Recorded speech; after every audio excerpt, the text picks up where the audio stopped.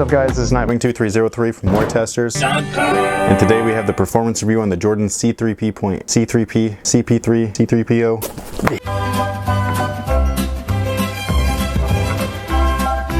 And today we have the performance review on the CP3.8. Got it. So without wasting any more of your time, let's just go ahead and get right into it. Alright guys, so here's a quick look at the traction. If you saw the CP3.8 regular version performance review, it's exactly the same. My opinion, still not as good as the CP3.6 or 7, but the traction on the CP3.8 AE actually was a little bit better than the regular 8. How did the CP3.8 AE outshine the original CP3.8? I'm not exactly sure. My assumption is just that they've changed the rubber compound a little bit. Mostly because these stuck to the floor no matter what the core condition was. It still wasn't perfect because you are missing pieces, but the main areas that you have that are high wear, so right around the edges, the toe offs, the lateral outrigger, and then your pressure points underneath the ball of the foot are all covered. And those are the areas that even on the original version I felt lacked a little bit of traction, whereas this one here just seemed to have done better. Every once in a while a quick wipe or two, but other than that I really didn't have to pay much attention to it. Just like the traction, the cushioning is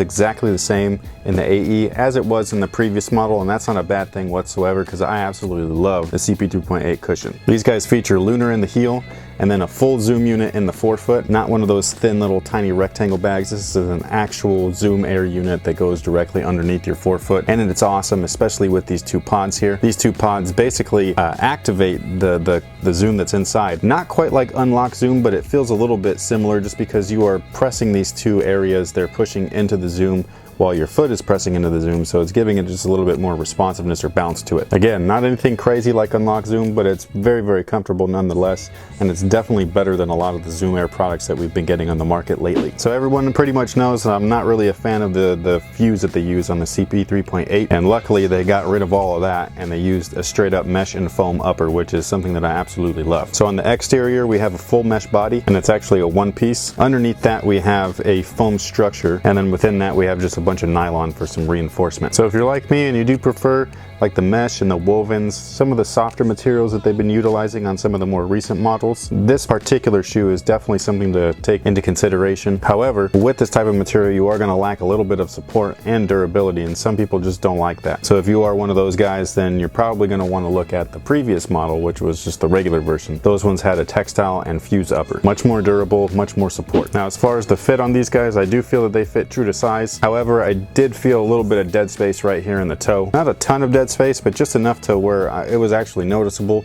Kind of reminded me of the Kobe 9 Elite, but not quite as bad. But just a few adjustments of the flight web lacing system, I was able to counter that. But it was annoying at first, just because you know when you first get a brand new pair of shoes, you lace them up, you go and start playing, and the last thing that you want to do is think about what's on your feet. And unfortunately that's what had happened during the first initial wears. But like I said, a few adjustments here and there after games and I was pretty much good to go. Now this is something I actually liked initially when I first got the shoe, which is the one piece upper construction. However, I do feel that that might have played a role in the shoe's sloppy forefoot fit, just because it is all one piece, and so it's basically like a big shell or sock around your foot, and because it doesn't have that super snug fit and you're relying on these flight web lacing cables, I feel that if the tongue was separate like the previous version, I'd be able to actually cinch this shoe up a lot better than I was the way that it's currently constructed. Something that I do think is a bonus is that wide footers might actually enjoy that. Definitely try them on just to be sure, but I do think that the softer materials will accommodate your wide foot a little bit better than the stiffer materials such as the fuse. Now in terms of support, they basically have the same exact stuff as the CP3.8.